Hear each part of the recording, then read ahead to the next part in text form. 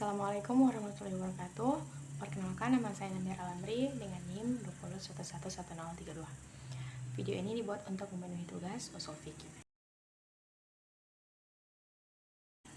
Hukum secara bahasa berarti putusan. Ketika diucapkan hakama Allahu fi al-masalah al-wujub, maka ia mempunyai arti Allah memutuskan masalah ini dengan putusan wajib. Dalam istilah usul fikih, ulama usul, hukum didefinisikan sebagai suatu kitab syar'i yang berkaitan dengan perbuatan-perbuatan mukhalaf, baik yang bersifat tuntutan, pilihan, atau ketetapan. Untuk mempermudah pemahaman atas konsep hukum ini, perlu kiranya untuk sedikit mencermati salah satu firman Allah yang berbunyi aufu bi al uqud. Ayat ini merupakan kitab Allah yang berkaitan dengan tuntutan pemenuhan janji. Pada nas yang lain dijumpai hadis Rasulullah yang berbunyi la yaritsu al katilum. Ini juga merupakan salah satu kitab dari syari yang berkaitan dengan sebuah ketetapan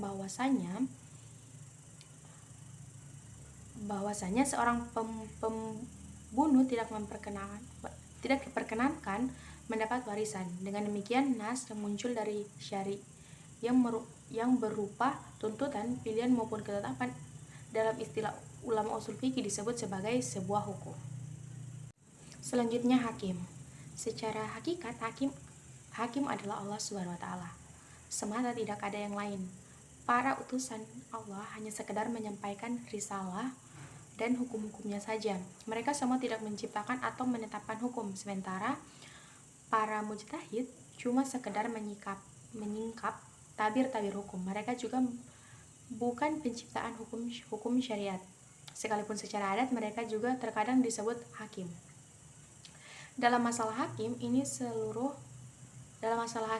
seluruh ulama menyepakati konsep di atas. Terbukti mereka juga sepakat memaknai hukum sebagai kitabullah, bukan kitab ar-rasul atau kitab al-mujtahidin.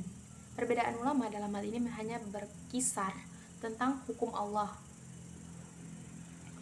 yang berkaitan dengan perbuatan orang mukhalaf, apakah akal dengan dirinya sendiri mampu mengetahui hukum-hukum tersebut ataukah perlu perantara para rasul untuk dapat mengetahuinya.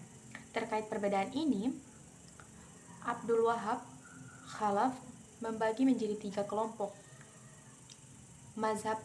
Pertama, mazhab Asy'ariyah, pengikut Abu Hasan al-Asy'ari yang menyatakan bahwa akal dengan sendirinya tidak akan mampu mengetahui hukum-hukum Allah tanpa mediasi para rasul dan kitab-kitabnya. Yang kedua, mazhab Mu'tazilah, yakni para pengikut Wasilah bin Atha yang menyatakan bahwa dengan sendirinya akal mampu mengetahui hukum-hukum Allah tanpa melalui perantara rasul atau kitab. Mereka berhujah bahwa sesuatu yang dikatakan baik ketika akal memandang hal itu baik. Sebaliknya, sesuatu yang dipandang jelek ketika akal menganggap jelek. Berikutnya, mazhab Maturidiyah, pengikut Abu Mansur al-Maturidi. Mazhab ini menurut Khalaf adalah mazhab penengah dan dianggap sebagai pendapat yang lebih kuat. Mazhab ini menyatakan bahwa memang akal sehat itu mampu menilai mana yang baik dan mana yang dianggap buruk, namun tidak secara otomatis akal mampu menentukan hukum-hukum Allah. Sebab kerja akal itu terbatas dan terkadang kerja akal itu berbeda satu sama lain dalam menilai suatu perbuatan. Oleh karena itu, dalam menentukan hukum-hukum Allah tetap diperlukan adanya perantara utusan dan kitab-kitabnya. Pada akhirnya, apa yang dipegang oleh mazhab ini sama dengan pendapat mazhab Asy'ari yang tetap menyatakan bahwa untuk mengetahui hukum Allah diperlukan adanya perantara. Selanjutnya, mahkum fi. Yang dimaksud dengan mahkum fi adalah perbuatan seorang mukhalaf yang berkaitan dengan taklif atau pembebanan. Taklif yang berasal dari Allah ditujukan pada manusia dalam setiap perbuatan-perbuatannya. Tujuan dari taklif ini tidak lain adalah sebagai bentuk uji coba dari Allah kepada para hambanya supaya dapat diketahui mana hamba yang benar-benar taat dan mana hamba yang maksiat kepadanya. Dengan demikian, sebuah taklif akan selalu berkaitan erat dengan perbuatan mukhalaf, dan perbuatan inilah yang disebut dengan mahkum alaihi. Selanjutnya, mahkum alaihi. Mahkum alaihi adalah seorang mukhalaf yang perbuatannya itu berkaitan dengan hukum dari syari. Perbuatan seorang mukhalaf bisa dianggap sebagai sebuah perbuatan hukum yang sah apabila mukhalaf tersebut memenuhi dua persyaratan, yaitu mukhalaf tersebut harus mampu memahami dalil taklif. Artinya, ia mampu memahami nas-nas perundangan yang ada dalam Al-Quran maupun As-Sunnah dengan kemampuannya sendiri atau melalui perantara. Yang kedua, seorang itu diharuskan ahlan lima kulifa bihi, atau cakap atas perbuatan yang ditaklifkan kepadanya. Secara bahasa, ahlan bermakna kecakapan, sementara kecakapan itu sendiri akan bisa terwujud dengan akal. Terkait dengan hal ini, Al-Maidi sebagaimana dikutip oleh Az-Zuhaili mengatakan bahwa para cendekiawan muslim sepakat bahwa syarat untuk bisa disebut sebagai seorang mukhalaf adalah berakal dan paham terhadap apa yang ditaklifkan, sebab taklif adalah kitabnya orang yang tidak berakal adalah mustahil, layaknya batu padat dan hewan.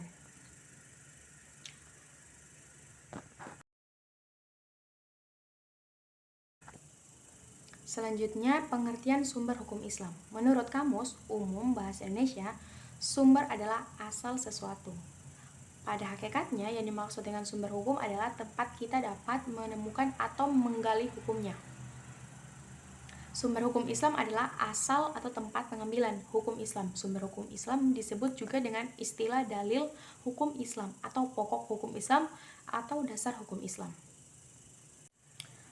Berikut dua pembahasan sumber utama hukum, yaitu yang pertama, Al-Quran. Kata Al-Quran dalam bahasa Arab berasal dari kata qura'a, artinya membaca. Bentuk masdarnya artinya bacaan dan apa yang tertulis padanya, seperti terulang dalam ayat Al-Quran. Secara istilah, Al-Quran adalah kalamullah yang diturunkan kepada Nabi Muhammad, tertulis dan mushaf berbahasa Arab yang sampai kepada kita dengan jalan mutawatir. Bila membacanya mengandung nilai ibadah, dimulai dengan surah Al-Fatihah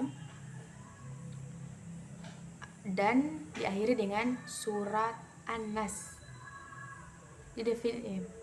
Al-Jurjani mendefinisikan Al-Quran adalah kalamullah yang diturunkan kepada Rasulullah, tertulis dalam mushaf, ditukil dari Rasul secara mutawatir dengan tidak diragukan. Adapun hukum-hukum yang berpandangan dalam Al-Quran meliputi hukum i'tikadiyah,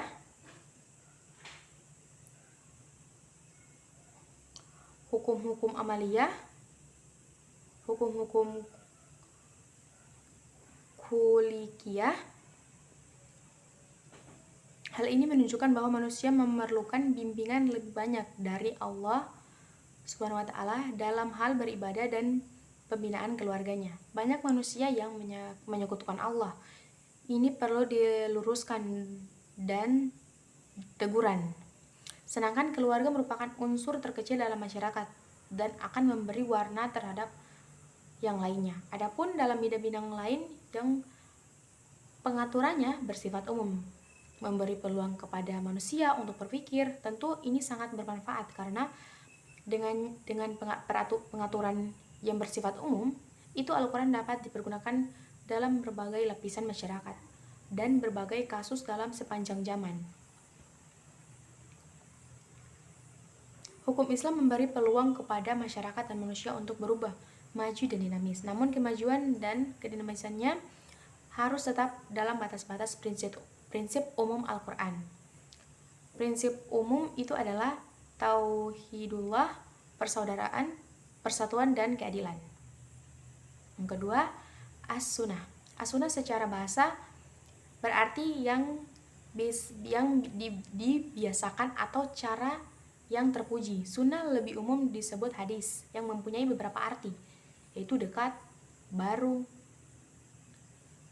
berita. Dari arti-arti di atas, maka yang sesuai untuk pembahasan ini adalah hadis dalam arti khabar, seperti dalam firman Allah SWT secara istilah menurut ulama usul fikih adalah semua yang bersumber dari Nabi SAW selain Al-Quran, baik berupa perkataan, perbuatan, atau persetujuan. Adapun hubungan al-sunnah dengan Al-Quran dilihat dari sisi materi hukum yang terkandung di dalamnya. Selanjutnya, dasar hukum yang disepakati. Dasar hukum yang disepakati itu yang pertama ada Al-Quran. Menurut bahasa, kata Al-Quran adalah bentuk isim masdar dari kata qara'ah yang berarti membaca, yaitu kata Qur'anan yang berarti yang dibaca. Demikian pendapat Imam Abu Hasan Ali bin Hazim. Penambahan huruf alif dan lam atau al pada awal kata menunjukkan pada kekhususan tentang sesuatu yang dibaca, yaitu bacaan yang diyakini sebagai wahyu Allah SWT. Sedangkan penambahan huruf alif dan nun pada akhir kata menuju pada makna suatu bacaan yang paling sempurna. Kekhususan dan kesempurnaan suatu bacaan tersebut berdasar pada firman Allah SWT sendiri yang terdapat dalam Quran surah Al-Qiyamah ayat 17 sampai dengan 18 dan Quran surah Fussafisilat ayat 3, yang artinya sesungguhnya atas tanggungan kamilah Allah SWT mengumpulkan di dadamu dan membuatmu pandai membacanya. Jika kami Allah SWT telah selesai membacanya, maka ikutilah sistem bacaan itu. Selanjutnya, kitab yang dijelaskan ayat-ayatnya yakni bacaan dalam bahasa Arab untuk kaum yang mengetahui. Secara istilah terminologi, para pakar Al-Quran memberikan definisi di antaranya definisi dari menurut Muhammad Ali Al-Sobuni, firman Allah SWT yang mengandung mukjizat yang diturunkan kepada Nabi dan Rasul terakhir dengan perantara Jibril alaihissalam yang tertulis dalam Mushaf dan sampai kepada kita dengan mutawatir atau bersambung. Yang kedua, menurut Muhammad Mustafa Al-Salabi, kitab yang diturunkan kepada Nabi Muhammad SAW untuk memberi hidayah kepada manusia dan menjelaskan mana jalan yang benar dan mana jalan yang dan harus dijalani yang dibawa oleh Jibril alaihissalam dengan lafaz dan maknanya. Berikutnya, menurut Hudari baik, firman Allah SWT yang berbahasa Arab yang diturunkan kepada Nabi Muhammad SAW untuk dipahami dan selalu diingat, disampaikan secara mutawatir atau bersambung, ditulis dalam satu mushaf yang diawali dengan surat Al-Fatihah dan diakhiri dengan surat An-Nas. Selanjutnya ada hadis. Hadis ialah segala hal yang datang dari Nabi Muhammad SAW, baik berupa ucapan, perbuatan, ketetapan, dan cita-cita Nabi SAW. Para ulama telah bersepakat bahwa hadis dapat berdiri sendiri dan mengadakan hukum-hukum seperti menghalalkan atau mengharamkan sesuatu. Kekuatannya sama dengan Al-Quran.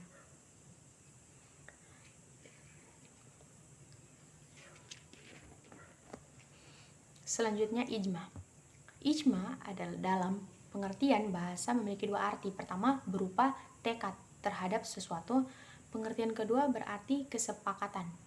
Perbedaan arti yang pertama dengan yang kedua ini bahwa arti pertama berlaku untuk satu orang dan arti kedua lebih dari satu orang. Ijma dalam istilah ahli usul adalah kesepakatan semua para mujtahid dari kaum muslimin pada suatu masa setelah wafat Rasulullah SAW atas hukum syara yang tidak ditemukan dasar hukumnya dalam Al-Quran dan hadis. Hal itu pernah dilakukan Abu Bakar apabila ditemukan suatu perselisihan. Pertama ia merujuk kepada kitab Allah. Jika tidak ditemui dalam kitab Allah dan ia mengetahui masalah itu dari Rasulullah SAW, ia pun berhukum dengan sunnah Rasul. Jika ia ragu mendapati dalam sunnah Rasulullah SAW, ia kumpulkan para sahabat dan ia lakukan musyawarah untuk menemukan solusi atas suatu masalah yang menetapkan hukumnya. Jadi objek ijma ialah sebuah peristiwa atau kejadian yang tidak ada dasarnya dalam Al-Quran dan Peristiwa atau kejadian yang berhubungan dengan ibarat ghairu mahdah, ibarat yang tidak langsung ditujukan kepada Allah Subhanahu wa taala. Bidang muamalat, bidang masyarakat atau semua hal yang berhubungan dengan urusan duniawi tetapi tidak ada dasarnya dalam Al-Quran dan hadis. Selanjutnya dalil akliyah. Setiap ijma yang ditetapkan menjadi hukum syara harus dilakukan dan disesuaikan dengan asas-asas pokok ajaran Islam. Karena itu, setiap mujtahid dalam berijtihad hendaklah mengetahui dasar-dasar pokok ajaran Islam, batas-batas yang telah ditetapkan dalam berijtihad, serta hukum-hukum yang telah ditetapkan. Bila ia berijtihad menggunakan nas, maka ijtihadnya tidak boleh melampaui batas maksimum dari yang mungkin dipahami dari nas itu. Sebaliknya, jika dalam berijtihad ia tidak menemukan satu nas pun yang dapat dijadikan dasar ijtihadnya, maka dalam berijtihad ia tidak boleh melampaui kaidah-kaidah umum agama Islam. Karena itu ia boleh menggunakan dalil-dalil yang bukan nas seperti qiyas, istihsan dan sebagainya. Jika semua mujtahid telah melakukan seperti yang demikian itu, maka hasil ijtihad yang telah dilakukannya tidak akan jauh menyimpang atau menyalahi Al-Quran dan hadis, karena semuanya dilakukan berdasar petunjuk kedua dalil itu. Jika seorang mujtahid boleh melakukan seperti ketentuan di atas, kemudian berpendapat boleh diamalkan, tentu hasil pendapat mujtahid yang banyak yang sama tentang hukum suatu peristiwa lebih utama diamalkan. Berikutnya qiyas. Qiyas menurut bahasa berarti menyamakan, menganalogikan, membandingkan atau mengukur seperti menyamakan si A dan si B karena kedua orang itu mempunyai tinggi yang sama, bentuk tubuh yang sama, wajah yang sama dan sebagainya. Qiyas juga berarti mengukur seperti mengukur tanah dengan meter atau alat pengukur yang lain. Demikian pula membandingkan sesuatu dengan yang lain dan mencari persamaannya. Para ulama usul fikih berpendapat qiyas ialah menetapkan hukum suatu kejadian atau peristiwa yang tidak ada dasar nasnya dengan cara membandingkannya kepada suatu kejadian atau peristiwa yang lain yang telah ditetapkan hukumnya berdasarkan nas karena ada persamaan atau ada persamaan ilat antara kedua kejadian atau peristiwa itu. Selanjutnya, dasar hukum Islam yang tidak atau masih diperdebatkan ulama. Yang pertama itu ada istihsan. Istihsan adalah salah satu cara atau sumber dalam mengambil hukum Islam, berbeda dengan Al-Quran, hadis, ijma, dan qiyas, yang kedudukannya sudah disepakati oleh para ulama sebagai sumber hukum Islam. Istihsan adalah salah satu metodologi yang hanya digunakan oleh sebagian ulama saja. Pengertian istihsan menurut bahasa istihsan berarti menganggap baik sesuatu dan meyakininya. Menurut istilah ulama usul fikih, istihsan adalah perpindahannya seorang mujtahid dari ketentuan hukum yang dikehendaki kias jali jelas kepada ketentuan hukum yang dikehendaki oleh kias khafi samar, atau dari hukum kuli umum kepada hukum istisna pengecualian karena ada dalil yang menuntut demikian. Kias khafi menurut kalangan Hanafiyah adalah istihsan. Disebut istihsan karena seorang mujtahid menganggap bahwa perpindahan penerapan metode dalil dari kias jalil ke kias khafi adalah lebih baik. Selanjutnya, maslahah mursalah. Maslahah mursalah berarti kemaslahatan yang terlepas. Menurut istilah syara adalah memberlakukan suatu hukum berdasar kepada maslahatan yang lebih besar dan menolak kemudaratan karena tidak ditemukan dalil yang menganjurkan atau melarangnya. Maslahah mursalah sering disebut juga istislah. Contoh maslahah mursalah adalah mengumpulkan dan membukukan Al-Quran, mencetak uang, menetapkan pajak penghasilan, membuat akta nikah, akta kelahiran, membangun penjara, membangun kantor pemerintah, dan lain-lain. Selanjutnya, istihsab. Bila dari segi bahasa, kata istihsab berarti tuntutan kebersamaan atau terus-menerus bersama, sedangkan secara istilah menetapkan hukum yang telah ada pada masa lalu hingga ada dalil atau bukti yang merubahnya. Contohnya, seorang yang memiliki wudhu lalu muncul keraguan apakah wudhunya sudah batal ataukah belum. Dalam kondisi seperti ini, ia harus berpegang pada belum batal karena hukumnya yang telah ada, atau hukum asal ia masih punya wudhu sebelum ada bukti yang jelas kalau wudhunya telah batal. Selanjutnya, urf. Dilihat dari segi bahasa, kata urf berarti sesuatu yang dikenal. Kata lain yang sepadan dengannya adalah adat atau tradisi atau kebiasaan. Menurut istilah syara, segala sesuatu yang sudah dikenal masyarakat dan telah dilakukan secara terus-menerus, baik berupa perkataan maupun perbuatan. Macam-macam urf. Yang pertama itu ada urf qauli, yaitu kebiasaan yang berupa ucapan. Yang kedua ada urf amali, yaitu kebiasaan yang berupa perbuatan. Dilihat dari ruang lingkup penggunaannya, urf juga dibagi menjadi dua macam, yaitu urf am atau umum, yaitu kebiasaan yang telah umum berlaku di mana saja hampir seluruh penjuru dunia tanpa memandang negara, bangsa, dan agamanya. Kedua itu ada urf khas atau khusus, yaitu kebiasaan yang dilakukan oleh sekelompok orang di tempat tertentu atau pada waktu tertentu dan tidak dilakukan di sembarang waktu dan tempat. Ada pula ditinjau dari baik dan buruknya menurut syariat, urf terbagi menjadi dua macam, yaitu urf sahih, yaitu adat kebiasaan yang tidak bertentangan dengan norma agama. Yang kedua itu ada urf fasid, yaitu adat atau kebiasaan yang bertentangan dengan ajaran agama. Contohnya itu perjudian, untuk merayakan peristiwa perkawinan atau meminum minuman keras pada hari ulang tahun. Berikutnya ada suzu zariyah. Sad berarti menutup, mengunci, mencegah. Zariyah menurut bahasa adalah perantara, sarana, atau ajakan menuju sesuatu secara umum, tetapi lazimnya kata zari'ah digunakan untuk jalan yang menuju kepada hal yang membahayakan. Menurut istilah syara adalah sesuatu yang secara lahiriah hukumnya boleh, namun hal itu akan menuju kepada hal-hal yang dilarang. Contohnya melakukan permainan atau yang berbau judi tanpa taruhan dilarang karena dikhawatirkan akan terjerumus dalam penjudian.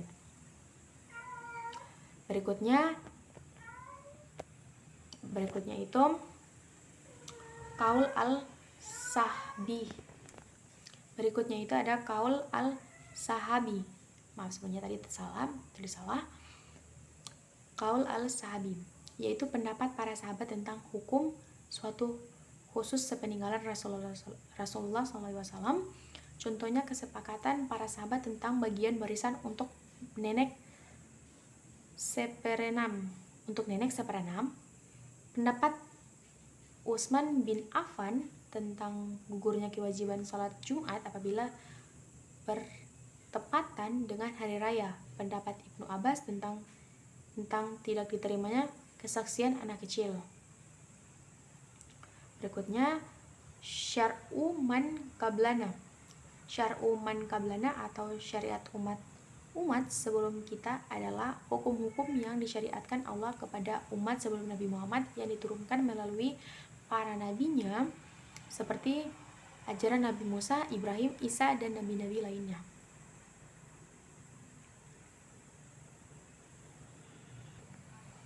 Ada pula pembagian syar'u man qablana. Syar'u man qablana terbagi menjadi yang pertama, ajaran umat sebelum kita yang diabadikan di dalam Al-Quran atau hadis, dan ada dalil yang menyatakan bahwa syariat itu berlaku untuk kita. Dalam hal ini, para ulama sepakat bahwa syariat mereka berlaku untuk kita. Berikutnya ada ajaran umat sebelum kita yang diabadikan di dalam Al-Quran melalui kisah atau dijelaskan Rasulullah SAW, tapi ada dalil yang menyatakan bahwa syariat tersebut dihapus oleh syariat kita atau Islam. Dalam hal ini para ulama sepakat bahwa syariat mereka tidak berlaku untuk kita. Yang ketiga, ajaran syariat umat sebelum kita yang tidak ditetapkan oleh syariat kita. Para ulama sepakat hal itu bukan syariat bagi kita. Yang keempat, syariat sebelum kita yang ada dalam Al-Quran dan hadis, tetapi tidak ada dalil yang menyatakan sebagai syariat kita. Demikian itu hasil dari yang saya pelajari. Apabila ada salah kata mohon dimaafkan. Wassalamualaikum warahmatullahi wabarakatuh.